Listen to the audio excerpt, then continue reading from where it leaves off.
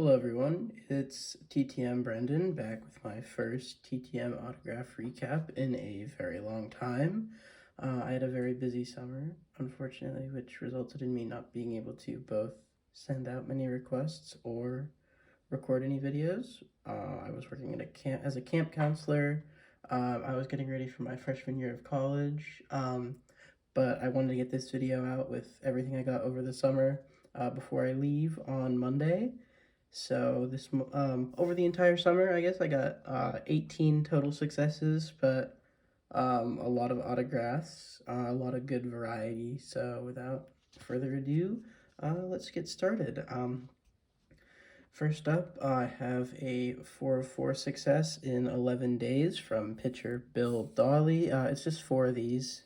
88 Donruss, it was all I had, so I sent him all of them. I said he could keep one if he wanted to, but he didn't. Not the most elaborate autograph. He played for 5 teams from 1983 to 1989 and was an all-star his rookie year in 1983. And so after that, I have a 3 of 3 success in 46 days from catcher Mike Stanley. I got these 3 cards. He played from 1986 to 2000. He won the Silver Slugger Award in 1993 and was an All-Star in 1995. Up next, I have another 3 of 3 success in 20 days from Don Robinson. Another pitcher, played for the Giants, played from 1978 to 1992, signed these 3 cards, and he won the World Series in 1979. And perhaps my favorite fact about him is that he won the Silver Slugger Award for pitchers 3 times, which I thought was very interesting. Up next, I have yet another 3 of 3 success in 8 days from another pitcher. There's kind of a theme here with these junk wax era cards, but from Jerry Don Gleaton. He played from 1979 to 1992 and currently coaches at Division III Howard Payne University. Up next, I have a 2 of 2 success in 15 days from another junk wax era pitcher, Don August, who signed these 2 cards. He played from 1988 to 1991, so pretty short career. He did win a silver medal at the Olympics, which was very interesting. And he also wrote me a pretty lengthy response letter about the book that he has coming out about his career. So I'll have to give that a read when it comes out. And up next, I think this is my last junk wax era pitcher for this video.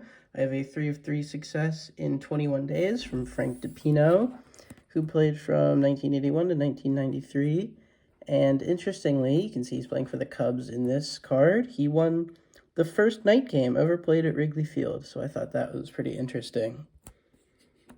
Up next, I have a rare basketball return, 1 of 1 in 15 days. This card did lose a little paper in the mail, but from David Greenwood. He played from 1979 to 1991, won the NBA Finals in 1990, made the all-rookie first team, piled up a ton of accolades in college, was a very good player in college, was the 2nd overall pick in 1979, ahead of players such as Bill Cartwright and Hall of Famer Sidney Moncrief. So I thought that was a pretty interesting fact about David Greenwood, who signed this very nice-looking skybox card. Up next, we're out of the junk wax era, into a couple more modern cards. This is a 1 of 1 success in 173 days from Michael Cudyer. This isn't even the longest return of this video, but it is one of my longer returns ever. Played from 2001 to 2015, was a 2-time All-Star, won both the Silver Slugger and the NL Batting Crown in 2013, and is a member of the Twins Hall of Fame, and has a very nice autograph. Up next, I have a very modern card. This is a 1 of 1 success on a 2023 first Bowman from Pirates prospect Jace Bowen, who signs for $1 a card. He's been showing some promise in Greensboro, so we should maybe see him move up the ranks either now or next season. Up next, I have my longest return. This is a one-of-one success from Tommy Malone in 350 days. He started playing in 2011. He's still playing. He's bounced around the league a little bit. He has an even 53 and 53 record currently, and he's been in the minors for the last couple years, which is where I sent this card last season, but he got to his mail at the end of this season, so I'm just happy to see it back at this point. Now we're getting into a few of the more interesting cards in this video. Up next, I have a one-of-one success in 18 days on a 1968, I believe, from Ken McMullen. He played from 1962 to 1977, won the 1963 World Series, and hit 156 career home runs. Always happy to add another one of my dad's vintage cards to my autograph collection. And as you'll see, we have a bunch of them coming up. So up next, I have a one-of-one success in just 7 days from Pat Richter, former Washington Redskin, now Commanders. He played from 1963 to 1970, was a very good college player, a member of the College Football Hall of Fame, had his number retired by the University of Wisconsin, where he was also the athletic director for a while and is credited with turning the program around in a few ways. So pretty cool signature in the collection. Up next, I have a 3-of-2 success in 19 days from Ernie Coy, who signed these 2 cards, and also signed this index card on which he put number 23 and Texas Longhorns, New York Giants. I was using some cut-up postcards as my protective index cards, and he chose to sign the side with the golf course on it as opposed to the blank side, so that was pretty interesting. But Ernie Coy played for 5 years, from 1965 to 1970, was a one-time Pro Bowler, and was also the Giants punter for a brief time and averaged 38.5 yards per punt. Up next, I have a very nice success, 2-of-2 in 25 days from former Steeler Dick Hoke. Again, 2 of the same. I always offer the player 1 duplicate if I do send duplicates, but more often than not, they are very happy to sign all of the cards, which is nice.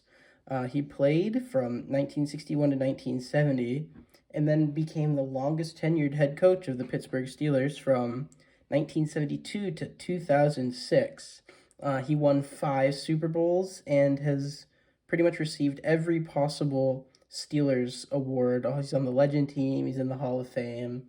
Pretty much every honor that the Steelers can give has been won by this man. So very happy to get that. Up next, I have a 3-of-2 success, or I guess 2.5 of 3 success. I don't know how long this took. I forgot to put it on Sports Card Forum, but it is from Jerry Levias, who signed 2 of these cards and then wrote "thank you" on a Post-it note. This is the half. He just wrote his initials, so I'm only counting it as a half. He played from 1969 to 1974. He was an AFL All-Star. He made the College Football Hall of Fame, playing at SMU, and he was the first African-American athlete to play on an athletic scholarship, which I thought was very cool. I love finding the history behind the players that I send to, so that was a fun thing to learn. Up next, we're back in the modern age. A 2-of-1 success in 12 days from current Indiana Pacer T.J. McConnell, who signed this Donruss card and signed my index card. He was an undrafted free agent out of the University of Arizona, but has made a name for himself with his strong defensive play on the 76ers and on the Pacers. So very happy to get a nice modern player back. And so this is our last 2 successes for this video. This next one is probably my favorite success. I have a 3-of-3 success in about 20 days from former pitcher Mike Trombley. Signed this card. So before I get into these next 2 cards, Mike Trombley both played in the Cape League and went to my high school. So each one of these cards has a different one of those inscriptions on it. This card says Deerfield 1986, which is the high school that we both went to. And this card says 1988 Falmouth Commodores for my Cape Cod League collection. He's also from the same state as me and is currently a financial planner with his own business. And he also wrote a very nice letter in response to mine. It was a full page. It was very nice to read, and he asked me to keep in touch with him, so I did write him another letter, and I hope to hear back from him soon. And for our final success, I saved a more unique item. Gary Cuozo, I think is how you say his name, signed this little mini poster. I can't really fit it all on the screen here, but he signed this in 64 days. He played from 1963 to 1972, mostly as a backup. But he did set the single game pass touchdown record in his first career NFL start, which is a pretty nice way to start your career.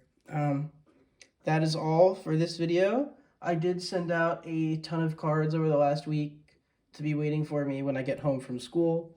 So when I do get home from school, I will try to upload another video. If you enjoyed, please be sure to like and subscribe for more videos in the distant future. Thank you for watching.